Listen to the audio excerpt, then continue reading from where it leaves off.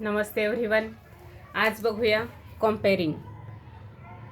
12वीला state बोर्डला हा question आहे. याच्यामध्ये ऑर आहे, पण आपण कॉम्पेरिंग म्हणजे काय हेही बघूया. म्हणजे जो विषय आपल्या आवडीचा असेल त्या विषयावर आपल्याला लिहिता येतं. यापूर्वी आपण अशी चर्चा केलेली आहे. कॉम्पेरिंग म्हणजे काय बघूया. A person who conduct the show on the stage, radio or TV is called as compering. The compere means what? Anchoring म्हणजेच काय?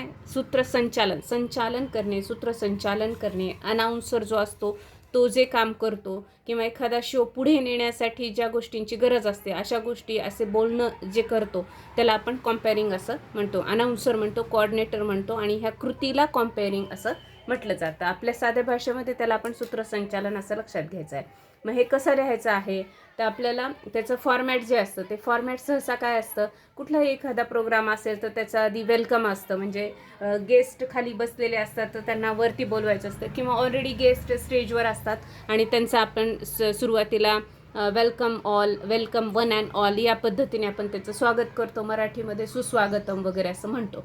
आणि त्यानंतर आपण 1-2 वाक्य बोलल्यानंतर काय करतो, लाईटनिंग द लॅम्प म्हणजेच काय, दीप प्रज्वलन किंवा सरस्वती पूजन किंवा प्रतिमा पूजन असं त्याला म्हटलं जातं. तर आपण इथं इंग्लिशमध्ये लाईटनिंग द लॅम्प असं म्हणूया. Introduction and felicitation of guest. मग त्यानंतर सगळे गेस्ट बसलेले असतात.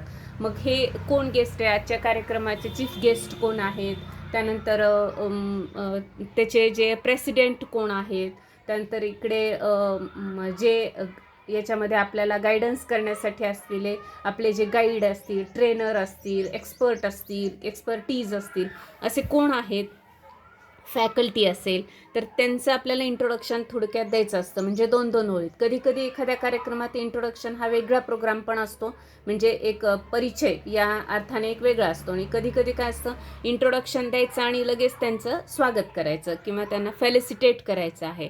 मग बुके देऊ शकतो आपण, शॉल देऊ शकतो किंवा एखादं प्लांट देऊ शकतो.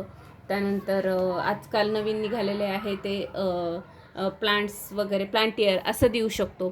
तर या पद्धतीने आपण त्यांचं गेस्टचं स्वागत करू शकतो. तर जो प्रोग्राम आहे त्या पद्धतीने आपण याचं हे ठेवायचे, सिक्वेन्स ठेवायचे. हे एकत्र केलं तर जास्त चांगलं, म्हणजे लक्षात ठेवायला आपल्याला सोपं जातं. त्यानंतर असतात स्पीचेस. मग आता स्पीचेस म्हणजे अकॉर्डिंग टू प्रोग्राम. समजा आपला रिपब्लिक डेचा प्रोग्राम असेल तर त्यामध्ये काय असतं, काही स्टुडंट्सचं जे असते ते परफॉर्मन्सेस असतात. जसं की सॉन्ग असते, एखादं डान्स असतो, स्पीचेस असतात, असे त्यांचे आधी घ्यायचे असतात आपल्याला. आणि समजा जर एखादा प्रोग्राम फक्त स्टुडंट्ससाठीच ठेवलेला असेल, त्याच्यात स्टुडंटचं पार्टिसिपेशन नसेल, तर जे इतर म्हणजे 2-3 जर गेस्ट बोलवलेले असतील तर त्यापैकी जे गेस्ट असतात ते प्रमुख गेस्टचं नंतर असतं. म्हणजे जे मुख्य आहेत, सगळ्यात मेन आहे, त्यांचं शेवटी असतं. त्यामुळे त्यापूर्वीचे जे 1-2 बोलवलेले असतील तर त्यांना आपण स्पीचेससाठी बोलवू शकतो किंवा त्यांचं मनोगत, गायडन्स असं आपण त्याला म्हणू शकतो. त्यानंतर स्पीच बाय चीफ गेस्ट. मग आता जे मुख्य आपण बोलवलेले जे असतात वक्ते किंवा गेस्ट असतात, जे की स्पीच देणार असतात, ते स्पीकर, तर त्यांचं जे असतं तर त्यांचं स्पीच असतं. आणि त्यानंतर कन्क्लुजन जे असतं कुठल्याही कार्यक्रमाला, जो अध्यक्ष असतो, ॲड्रेस ऑफ प्रेसिडेंट असं म्हणू शकतो. आपल्याला इथंही ॲड्रेस म्हणता येईल असं काही नाही. तर ते प्रेसिडेंट म्हणजे कोण असतात, तर एक स्कूल असेल तर स्कूलचे हेडमास्टर असतात, कॉलेज असेल तर प्रिन्सिपल असतात. कुठलेही म्हणजे या दुसरा प्रोग्राम तर आपल्याला या ठिकाणी येत नाही लिहिण्यासाठी, त्यामुळे आपण आपले जे प्रेसिडेंट असतात ते प्रिन्सिपल किंवा हेडमास्टर, हेडमिस्ट्रेस या पद्धतीने आपण लिहू शकतो. आणि त्यांचं सगळे शेवटी असतं. त्यापूर्वी मुख्य जे व्यक्ती असते बोलवलेली पर्सन त्यांचं असतं. आणि जर मध्ये घ्यायचे असतील तर स्टुडंट्सचे परफॉर्मन्सेस असतात. या पद्धतीने याची रचना असते. आणि ही सर्वमान्य अशी रचना आहे. यामध्ये थोडेफार बदल होऊ शकतील इथे, पण हे जे आहे हे यांचं ठरलेलं असतं. आणि त्यानंतर शेवटी जे आहे वोट ऑफ थँक्स, म्हणजे ज्याला आपण आभार प्रदर्शन म्हणतो. तर ही रचना असते एखाद्या कार्यक्रमाची, मग तो कुठलाही कार्यक्रम असो. मग आपल्याला दिलेलं असतं की समजा एखादं गॅदरिंग आहे, ॲन्युअल फंक्शन आहे, त्याला गॅदरिंग पण म्हटलं जातं, रिपब्लिक डे आहे किंवा एखादं आणखी कशाचा प्रोग्राम असतो, समजा याचं उद्घाटन असेल की लॅबॉरेटरीचं ओपनिंग आहे, इनॉग्रेशन ऑफ बुक फेअर असं असेल जे दिलेलं आहे त्यामध्ये आपण काय करायचं आहे, हे जे आपण पॉईंट्स दिलेत हे लक्षात ठेवायचे, याची सिक्वेन्स, आणि त्यानंतर आपण लिहित जायचं. मग डिटेल लिहायचं आहे का, तर नाही, आपण त्यांचे स्पीचेस वगैरे लिहायचं नाही, आपल्याला फक्त सूत्रसंचालनचं लिहायचं आहे, आपल्याला फक्त अँकरिंगचं लिहायचं आहे, कॉम्पेअरिंगचं लिहायचं आहे. त्यामुळे आपण काय करायचं, फक्त त्याला पॉईंट्स टाकायचे. कधी कधी 1 2 3 4 पॉईंट्स त्यांनी दिलेले असतात परीक्षेत, तर आपण त्या पद्धतीने लिहायचं, नसेल तर आपण आपले तयार करायचे आणि लिहायचं आहे. मग यामध्ये सुरुवातीला आपण लिहू शकतो welcome, welcome one and all, good evening. आता इथं गुड आफ्टरनून असू शकेल, गुड मॉर्निंग असू शकेल, according to function. Today we gathered here on the special occasion of cultural programme of our college. School असेल तर स्कूल लिहू शकता.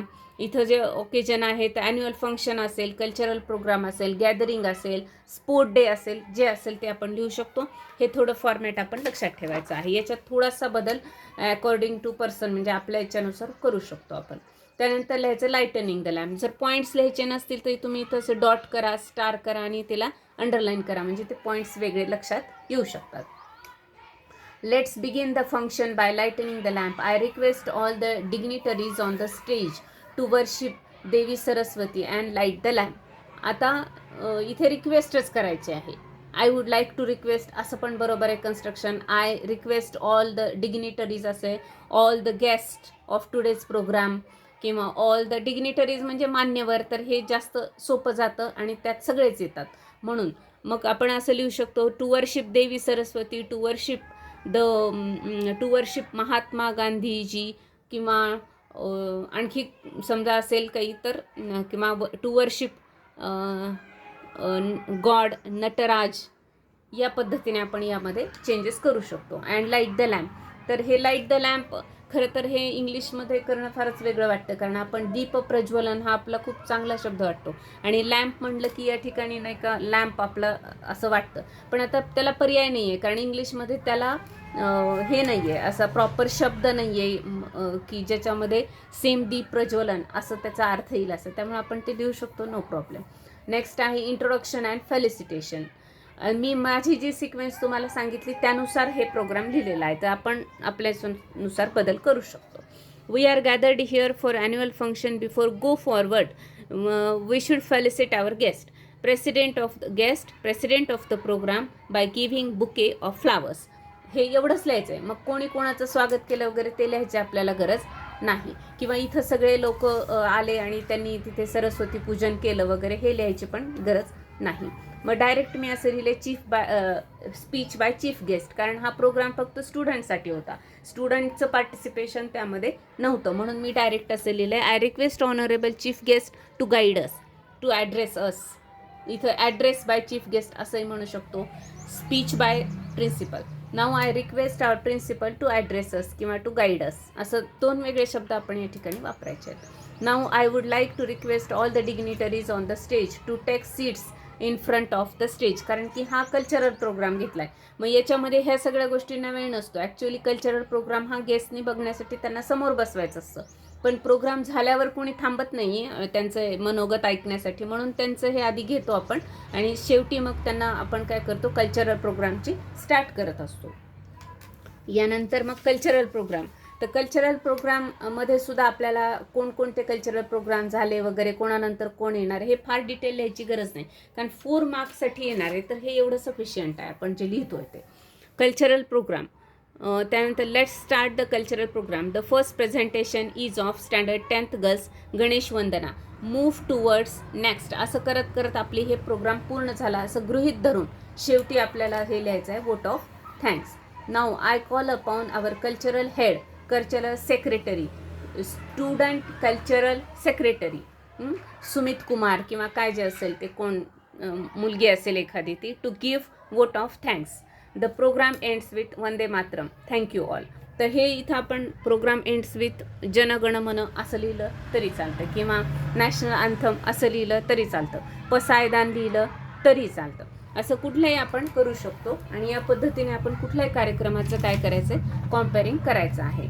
एक्झाममध्ये जे क्वेश्चन येतो तर त्या ठिकाणी आपल्याला सब्जेक्ट दिलेला असतो, पॉईंट्स दिलेले असतात. या पद्धतीचे कधी प्रश्न येतात, कधी काहीच दिलेलं नसतं. Write a compering of any of your programme, असंही दिलेलं असतं. तर मग आपण एक लक्षातच ठेवायचं की समजा रिपब्लिक डे, आता रिपब्लिक डे वगैरे असेल तर त्याला काय करावं लागतं, आपल्याला फ्लॅग होस्टिंगचं ॲडिशन या ठिकाणी घ्यावी लागते. मग ती कुठे करायची आहे, तर हे आपण लक्षात ठेवायचं की फ्लॅग होस्टिंग कुठे आहे आणि त्यानंतर कार्यक्रम कुठे सुरुवात होतो. शक्यतो स्पोर्ट डे, इनॉग्रेशन किंवा हे जे ॲन्युअल डे याचं लक्षात ठेवायचं. सगळ्याचं सारखंच असतं, कारण इथे कल्चरल प्रोग्रामच्या ऐवजी फक्त काय येणार आहे, स्पोर्ट्स किंवा स्पोर्ट्स कॉम्पिटिशन्स या पद्धतीने, आणि मग ते गेस्ट वगैरे बघणार आहेत ते स्पोर्ट्स, असं गृहीत धरून आपण चालू ठेवायचं. किंवा बुक फेअरमध्ये सुद्धा इथं काय आहे, इनॉग्रेशन होणार आहे बुक फेअरचं, आणि मग ते बुक फेअर बघून ते जाणार आहेत. म्हणजे बाकीचं आपल्याला लिहायची गरज नाही. तर या पद्धतीने आपण कॉम्पेअरिंग लिहू शकतो. आपल्याला यामध्ये जो टेन्स वापरायचा आहे तो शक्यतो सिम्पल प्रेझेंट टेन्समध्ये आपल्याला सगळं लिहायचं आहे. मी रिक्वेस्ट करते, मी बोलावते, मी आमंत्रण देते, या पद्धतीने simple present tense. I call upon, let start, त्यानंतर I request all of our chief guest वगैरे या पद्धतीने आपण, किंवा I would like to request, असे काही कन्स्ट्रक्शन्स त्यामध्ये आपण यूज करू शकतो. याला पण आपल्याला 4 पैकी 4 मार्क मिळू शकतात जर प्रॉपर आपण लिहिलेलं असेल तर. हे पण छान आहे लिहायला.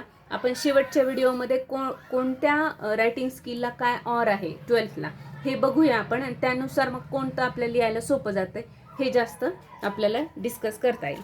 थँक्यू. भेटूया आपण नेक्स्ट व्हिडिओमध्ये.